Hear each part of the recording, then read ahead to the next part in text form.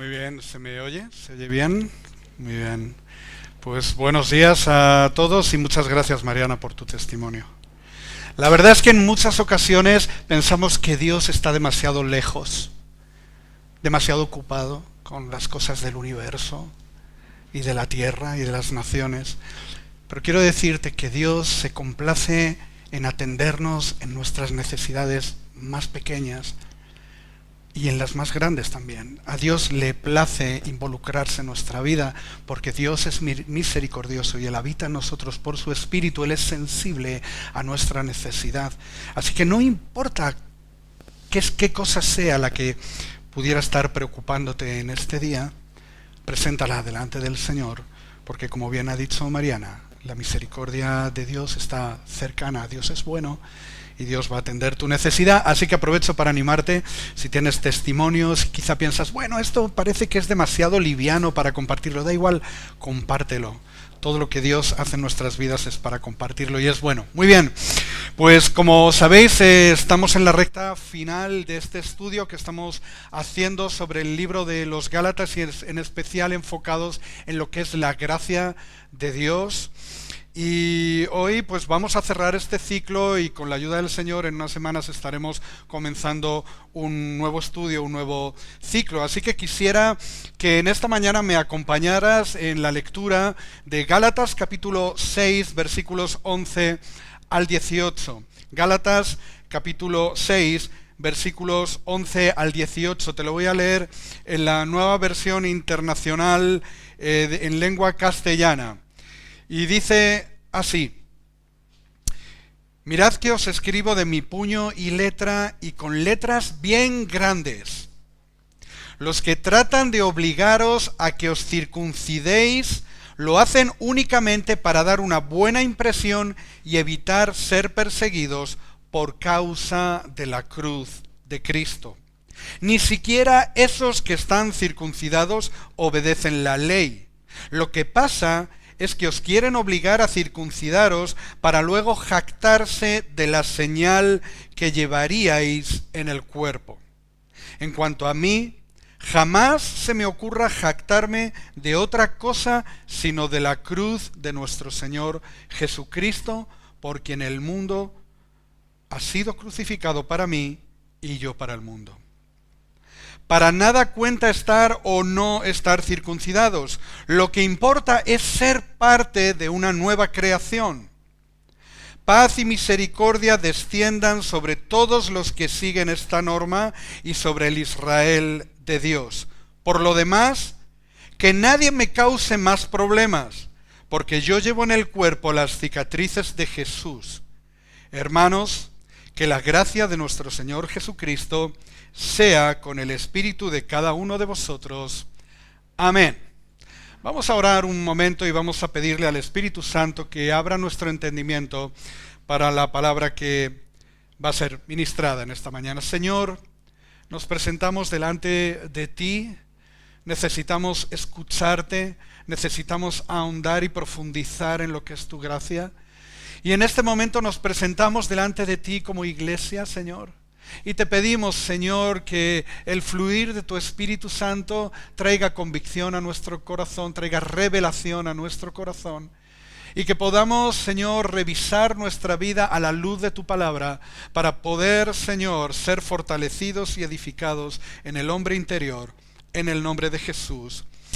Amén, amén. Voy a pedir, no sé si es posible que alguien pudiera traerme un poquito de agua. Sí, porque estoy notando que mi garganta de persona muy mayor empieza a secarse un poquito. Muy bien, me gustaría llamar tu atención sobre el versículo 11, el primer versículo que hemos leído y lo que el apóstol Pablo dice. Me encanta ese prólogo de esta parte final de Gálatas, porque dice, os escribo con letras bien grandes. Y la verdad es que los eruditos, los estudiosos de las Escrituras, Han sacado distintas líneas interpretativas, incluso hay quien piensa que quizá el apóstol Pablo, que no siempre escribió de su puño y letra, que a veces tuvo escribas que él iba dictando y iban escribiendo, quizá tenía una enfermedad en la vista que le obligaba a escribir con letras más grandes. Yo no sé si esa es la interpretación correcta, pero personalmente creo que lo que el apóstol Pablo está diciendo, en otras palabras, muchísimas gracias, Amparo, muchísimas gracias. La palabra de Dios dice que el que da un vaso de agua a estos pequeñitos le será tenido en cuenta en el reino de los cielos. Lo voy a dejar aquí al lado del equipo técnico, no sé si es el mejor lugar. Perdón, lo voy a dejar en el piano, tampoco es buena idea. Tampoco, lo voy a dejar ahí en el suelo. Igual lo tiro de todas maneras porque quiero moverme en esta mañana. Me siento incómodo en 1 metro cuadrado, espero que la cámara me pueda acompañar. Mira, lo que el apóstol Pablo está diciendo es: quiero que prestéis atención a lo que quiero hablaros en este momento, en mi despedida en esta carta. Y os escribo con letras bien grandes para captar vuestra atención, porque lo que quiero deciros es crucial. Mira, nosotros estamos más de 2000 años detrás del apóstol Pablo, de los tiempos de Pablo. Gracias, Amparo. Estamos muy detrás de cuando fue escrita esta carta en el tiempo, pero lo cierto es que sabiendo como sabemos que la palabra de Dios es palabra de Dios, es inspirada por el Espíritu Santo, bien haremos en prestar atención a lo que el apóstol Pablo nos quiere decir, como si esta carta estuviese siendo escrita a nosotros. Estaba siendo escrita a los Gálatas, pero es la palabra de Dios que nos habla a nosotros. Desde hace décadas, los que conducimos ya nos hemos acostumbrado, cuando vamos en la autopista, cuando vamos en una autovía, cuando vamos en una carretera, digamos, amplia, de varios carriles, estamos acostumbrados a ver esas grandes señales que hay en la autopista, esas señales luminosas colocadas en unos soportes elevados para que pasemos por debajo, y esas señales están ahí para avisarnos de cosas relevantes, de cosas importantes que necesitamos saber en ese momento cuando vamos conduciendo. Quizá es un aviso de una gasolinera, o de un peaje, o de un desvío ocasionado por obras. Quizá la recomendación de amordazar a la suegra que va en el coche para que nos permita concentrarnos en la conducción. En este momento mi suegra está pensando en ella, pobrecita. No, te amo mucho, Dorita, de verdad, no lo digo por ti. Es un placer siempre llevarte en el coche. Es verdad, ¿eh? Es verdad, ella sabe que es verdad. Pero sé que no todo el mundo piensa igual. Esa es mi experiencia. Mira, en este versículo quiero que puedas ver claramente el corazón apostólico de Pablo. Porque es un corazón impregnado de un paternalismo espiritual. Un apóstol no es meramente alguien que supervisa, que planta iglesias, que levanta líderes y... También es un padre espiritual.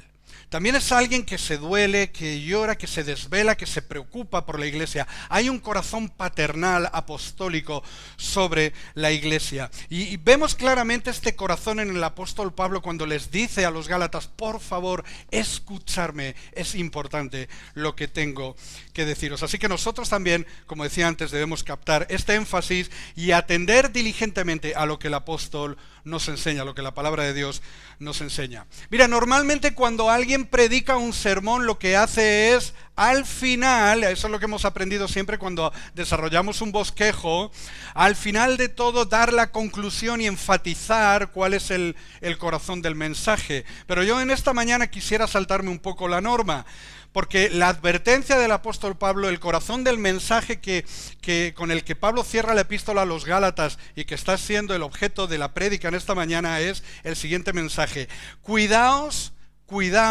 de la hipocresía religiosa del legalismo.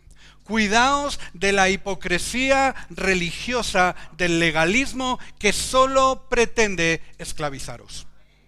Amén. Uy, me ha gustado que me anime. Amén. Mira, la verdad es que el hombre es religioso por naturaleza. Hay un debate en el mundo filosófico sobre esta cuestión, pero la mayoría incluso gente que no es creyente, afirma que el corazón del hombre por naturaleza es religioso.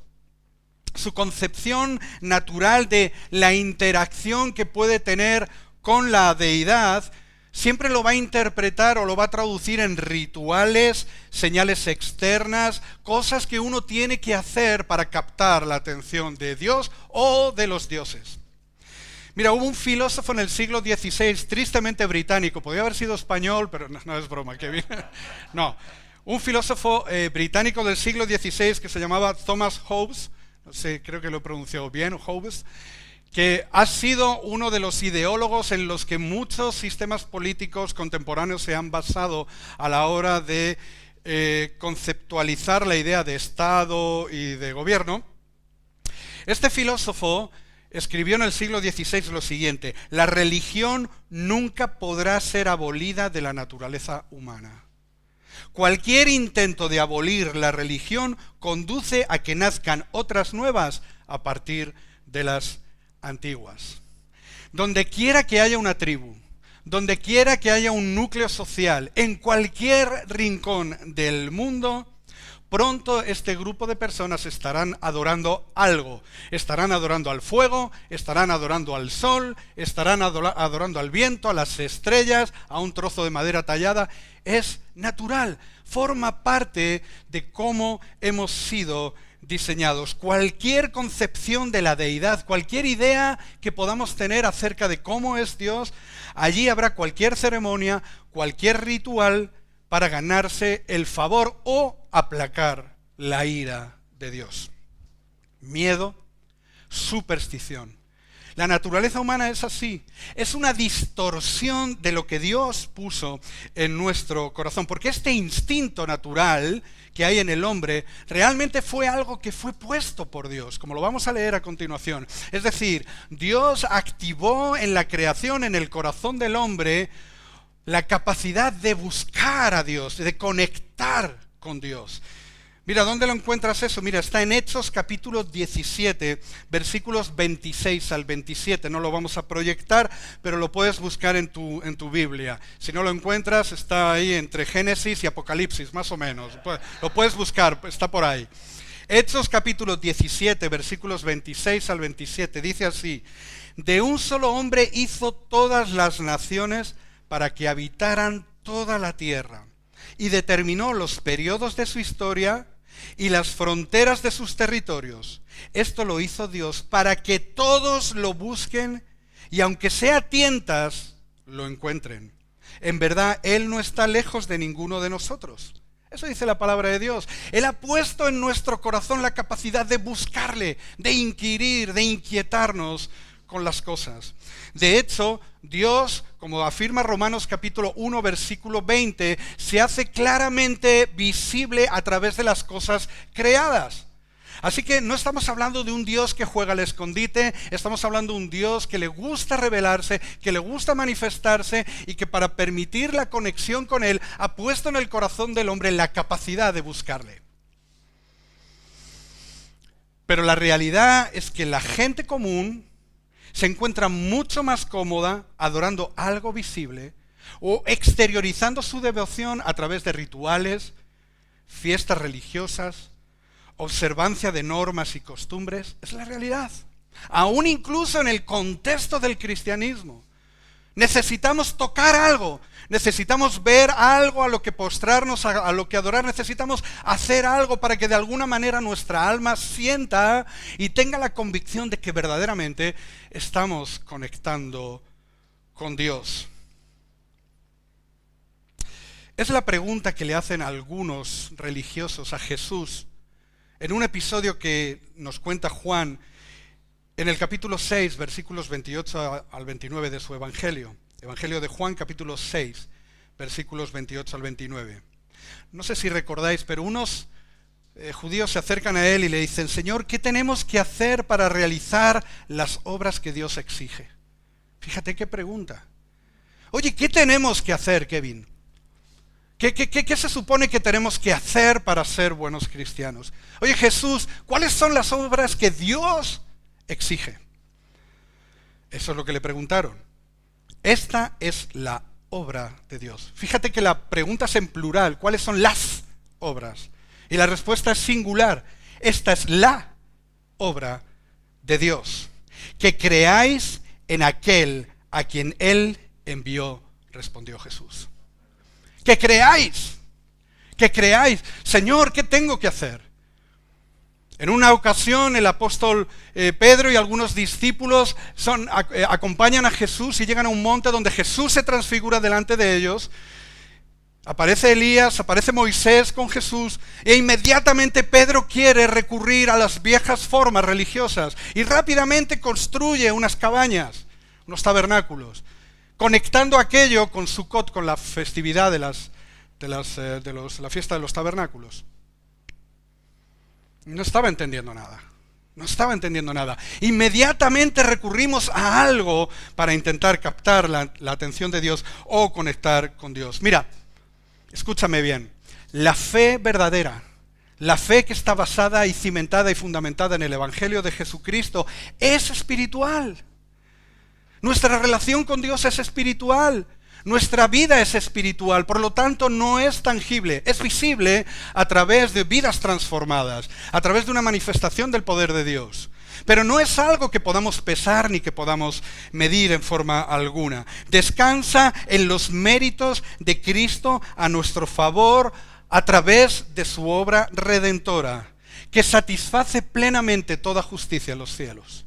Toda demanda y exigencia de Dios ha sido completamente satisfecha por el Hijo en la cruz y en su resurrección. Aleluya. Es así.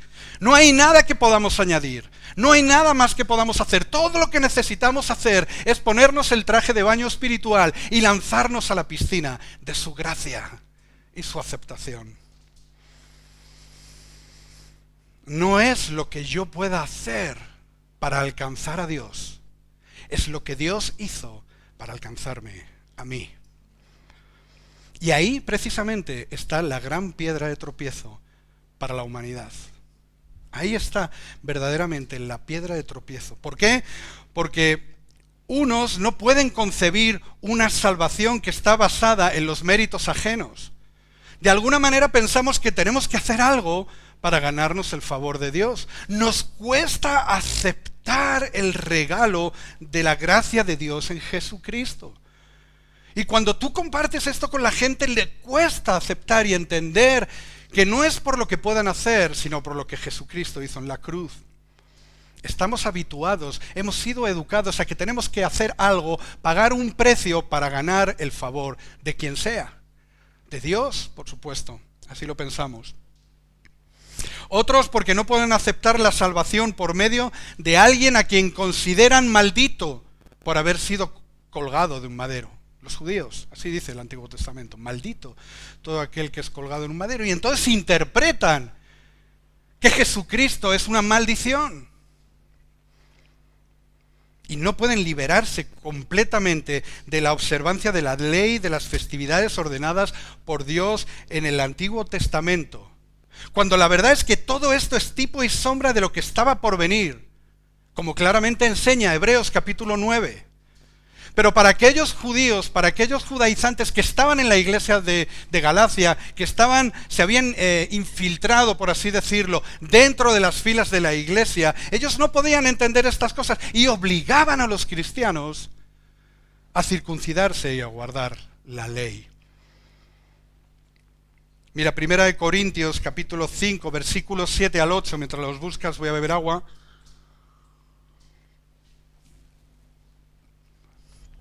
1 Corintios capítulo 5, versículos 7 al 8 dice esto: deshaceos de la vieja levadura para que seáis masa nueva, panes sin levadura como lo sois en realidad, porque Cristo nuestro Cordero Pascual ya ha sido sacrificado. Así que celebremos nuestra Pascua no con la vieja levadura, no con las cosas viejas, no con todo aquello que tiene que ver con el ritualismo, cosas que son tipo y sombra de lo que estaba por venir, que es la malicia y la perversidad, sino con panes y levadura, que es la sinceridad y la verdad.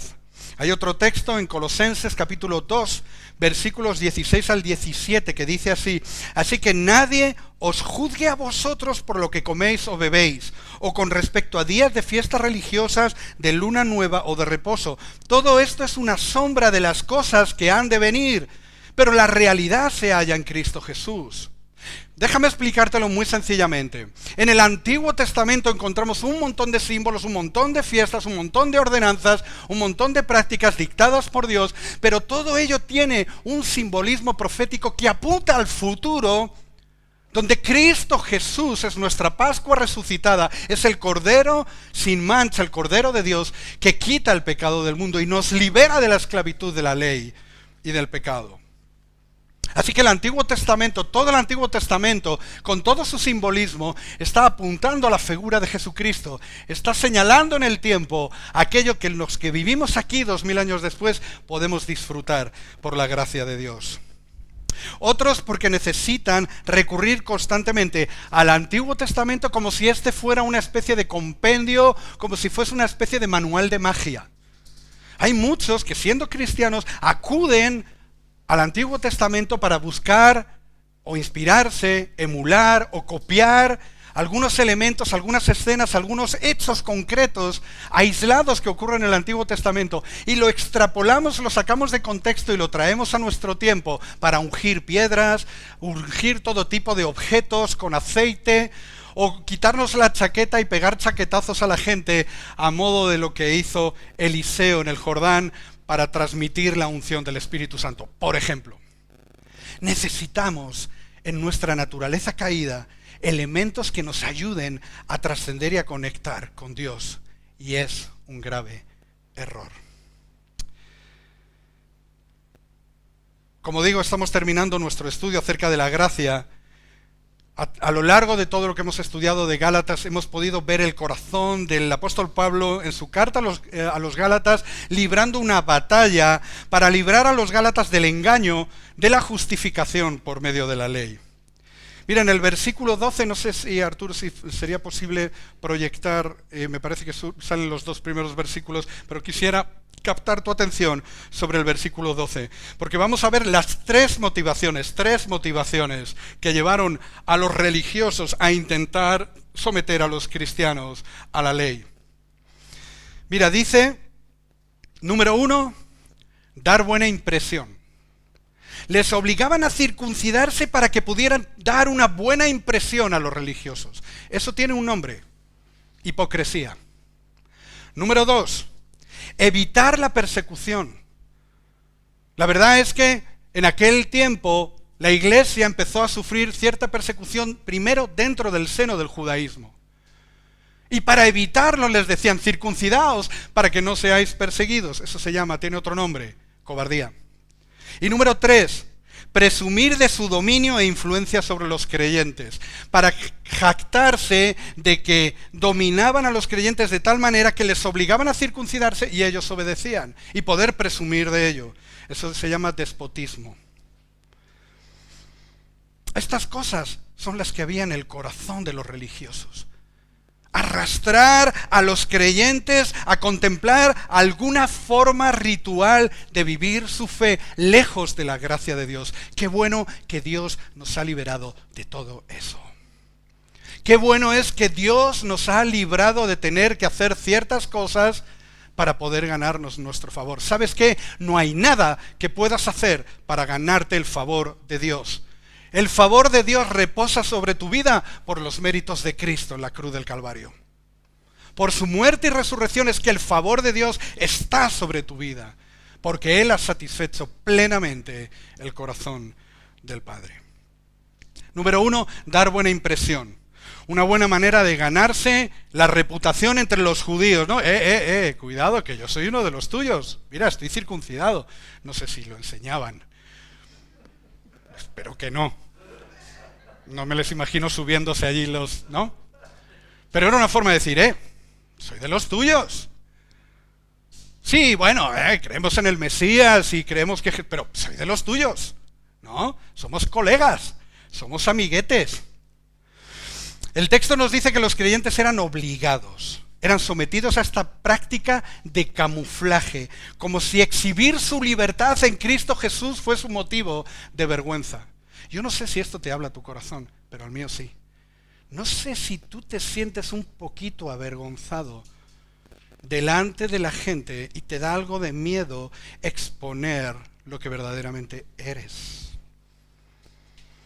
Mateo capítulo 10, versículo 33. Qué pronto olvidaron las palabras de Jesús. Qué pronto los olvidaron. Mateo 10, 33. Y a cualquiera que me niegue delante de los hombres, yo también le negaré delante de mi Padre que está en los cielos. Para Jesús es importante que seamos transparentes, porque de otra manera no van a poder conocer la esperanza que hay en ti. Me encanta cuando escucho los testimonios de gente que dice, alguien dijo, hay algo especial en ti. Hemos visto algo, una reacción diferente, distinta a lo que sería de esperar en un contexto natural. Hemos visto a Cristo en tu vida. Podemos pensar que nosotros estamos libres de eso, pero es bueno que nos hagamos esa pregunta. ¿Nos avergonzamos del Evangelio? ¿En alguna forma nos escondemos? ¿Podríamos estar camuflando nuestra fe, dando una apariencia distinta a lo que realmente somos?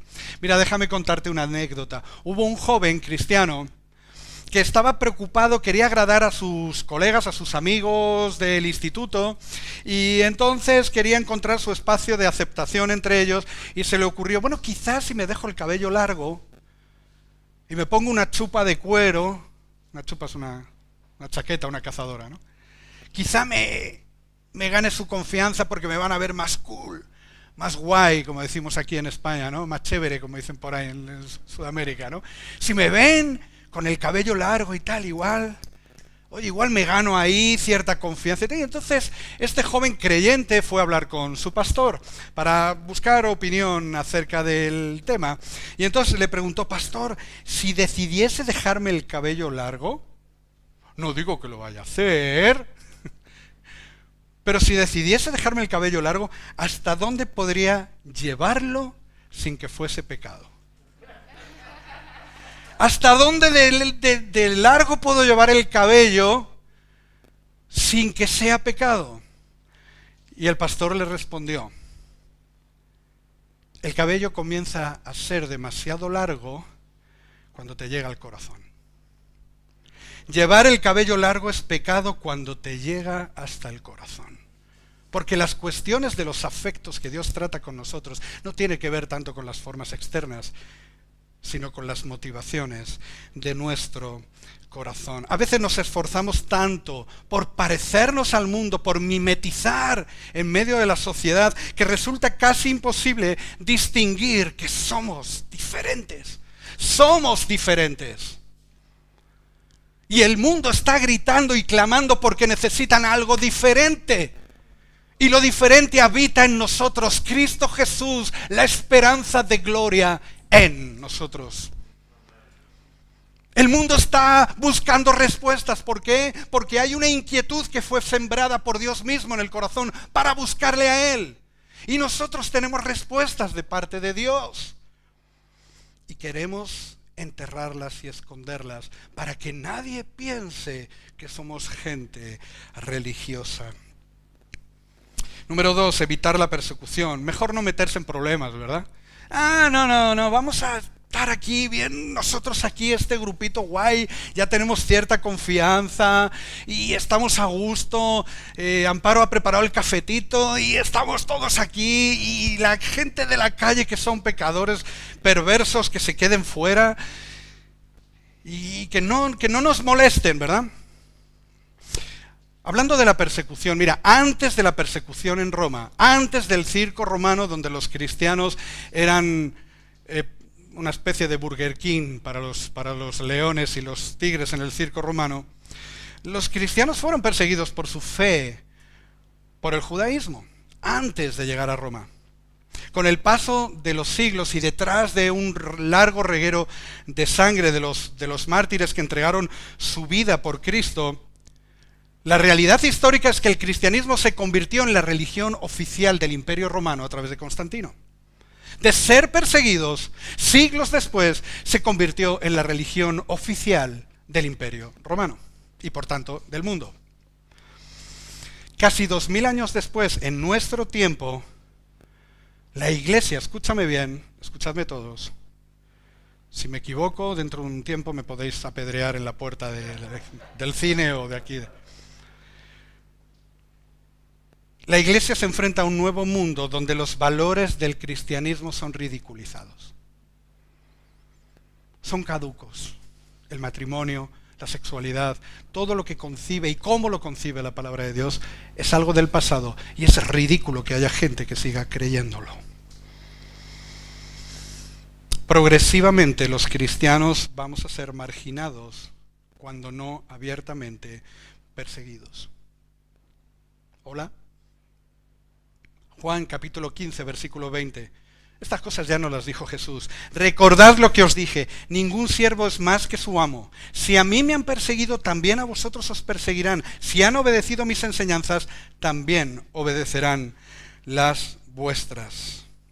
La tentación de la huida siempre va a estar presente en nuestro corazón. Mira, ni siquiera estamos en condiciones de poder contestar honestamente a la pregunta de cómo reaccionaremos cuando llegue esa hora. Si hay alguien que puede levantar la mano y decir, yo voy a soportar la persecución, Dios te bendiga. Es un misterio. No sé qué pasará. No sé cómo reaccionaré yo, honestamente, delante de Dios. Cuando llegue la hora, como ha llegado en Nigeria, en China, en Yemen, en la India, en Corea del Norte y en tantos y tantos países. Mira, la organización internacional Puertas Abiertas, que seguramente todos conocéis, ha dado un dato escalofriante donde dice que en este preciso instante, en este mismo momento en el que tú y yo estamos cómodamente en este lugar, hay 340 millones de cristianos que se enfrentan a la persecución en el mundo. 340 millones de cristianos. Así que es un buen momento para chequear cómo está nuestra fe. Número 3, la jactancia, la presunción. Y esto me vais a permitir abrir un paréntesis. Quiero dirigirme en este momento a los líderes, pastores, ancianos, líderes de grupos hangouts, de diferentes áreas de servicio. Aquellos hombres se jactaban porque obligaban a los cristianos a circuncidarse. Y luego iban delante de los judíos y les decían, ¿has visto? Los tengo a raya, ¿eh? Ellos están circuncidando, tengo autoridad. Mira, la autoridad se alcanza por inspiración, no por imposición. Te lo voy a repetir. La autoridad espiritual se alcanza por inspiración, no por imposición. No estamos puestos para decirle a la gente lo que tiene que hacer. Estamos aquí para dar ejemplo con nuestras vidas delante de vosotros. El ministerio no es una oportunidad para destacar desde arriba, sino justamente para destacar desde abajo. Juan 13, 13 al 17, Jesús le dice, vosotros me llamáis maestro y señor y decís bien porque lo soy. Pues si yo, el Señor y el Maestro, os he lavado los pies, también vosotros debéis lavaros los pies unos a otros. Os he dado ejemplo para que hagáis lo mismo que yo he hecho con vosotros. Ciertamente os aseguro que ningún siervo es más que su amo y ningún mensajero es más que el que lo envió. ¿Entendéis esto? Dichosos seréis si lo ponéis en práctica. La única gloria del ministro, o el único mérito del ministro, está exactamente en el mismo lugar que donde está la gloria de aquellos que no lo son, en la cruz del Calvario, en el sepulcro vacío. Ahí está nuestra gloria. Así lo afirma el apóstol Pablo. No quiero gloriarme en nada, solo en la cruz de Cristo y en haber muerto a las pasiones de la carne y los deseos propios de este mundo. Voy a concluir con esta reflexión. Lo que el apóstol Pablo dice ya en el versículo 15 es capital, es crucial. Te voy a dejar un segundito para que lo leas. El versículo 15, no sé si lo puedes proyectar, Arturo, un momentito, y lo leemos juntos. Dice así: Para nada cuenta estar o no estar circuncidados, lo que importa es ser parte de una nueva creación. Me gusta más lo que dice la Reina Valera del 60. En Cristo Jesús ni la circuncisión ni la incircuncisión vale algo, sino una nueva creación. ¿Sabes cuál es la trascendencia del Evangelio? ¿Sabes en qué consiste verdaderamente la gracia de Dios que nos ha sido presentada? Nada menos que somos nuevas criaturas en Cristo Jesús. Hemos nacido de nuevo, nacidos del Espíritu. Hemos sido sellados con el Espíritu Santo de la promesa. Dios nos ve a través del Hijo, a través de la sangre de su Hijo, y somos aceptados en el amado. Nuevas criaturas en Cristo Jesús. Si tú alguna vez has soñado con ser una persona diferente y tienes tu fe puesta en Jesucristo, tengo buenas noticias. Ya eres una nueva criatura. Las cosas viejas pasaron, ahora todas son hechas nuevas. Eso lo dice también 2 Corintios capítulo 5, versículo 17. Si alguno está en Cristo, nueva criatura es. La gracia de Dios triunfa. Apocalipsis 21:1 dice, el apóstol Juan tiene una visión y dice, vi un nuevo cielo y una nueva tierra, porque el viejo cielo y la vieja tierra pasaron. ¿Qué quiero decirte con esto? Quiero captar tu atención. Muchas veces pensamos que la cruz, Jesús, el Hijo de Dios clavado en la cruz, solamente tuvo una trascendencia personal en individuos como tú y como yo, para darnos perdón de nuestros pecados, lavarnos de nuestras transgresiones, justificarnos plenamente y aceptarnos en el Padre. Pero lo que la palabra de Dios dice es que la cruz tuvo una trascendencia universal. Todas las cosas van a ser transformadas. El cielo y la tierra. Habrá un nuevo cielo y una nueva tierra. Y tengo una mala noticia para mi esposa que le encanta el mar. Este texto en Apocalipsis dice que el mar ya no existía. Tendremos que tomar el sol en otro lugar. Isaías 9:7 nos habla de un nuevo reino de justicia y de paz inagotable. Piénsalo. Nuevas criaturas por medio de los méritos de Cristo. Un cielo nuevo y una tierra nueva. Un nuevo futuro donde la palabra de Dios dice que Dios mismo enjugará nuestras lágrimas. Donde habrá perfecta justicia. Donde el Cordero habitará en medio nuestro. Y donde solamente habrá eternidad plena y feliz delante de Dios en un reino de justicia y paz inagotable. Ese es el mensaje de la gracia de Dios. Y sin que tú y yo hayamos hecho nada para merecerlo. Nada para merecerlo.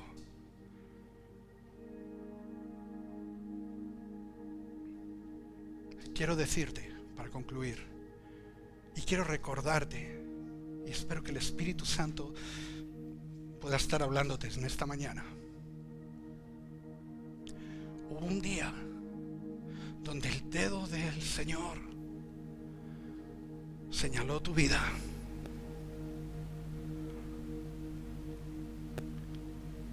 Medido en nuestras magnitudes, pero esto ocurrió realmente en la eternidad. El dedo de Dios fue puesto sobre tu vida y en el tiempo señalado el Espíritu Santo tocó tu corazón y algo ocurrió en tu interior. Pudiste ver lo que casi nadie le es dado ver: la gloria de Cristo en la cruz. Y recibiste la revelación de la que el mismo apóstol Pablo nos menciona en Gálatas 2:20. Con Cristo estoy juntamente crucificado, y ya no vivo yo, mas Cristo vive en mí. Y esto es suficiente. Termina la carta diciendo el apóstol Pablo: no me molestéis más, no me molestéis más. En mi vida, en mi cuerpo, en mi alma llevo las señales de Cristo. Un día el Espíritu Santo tocó tu vida y estás aquí por gracia. A pesar de lo que eres o a pesar de lo que hiciste, hoy eres hijo de Dios, una nueva criatura con un futuro glorioso en los propósitos de Dios. Padre Santo, te damos gracias por este tiempo y te damos gracias por tu bendita gracia que nos ha lavado y nos ha limpiado y nos ha aceptado en Cristo Jesús. En el nombre de Jesús. Amén.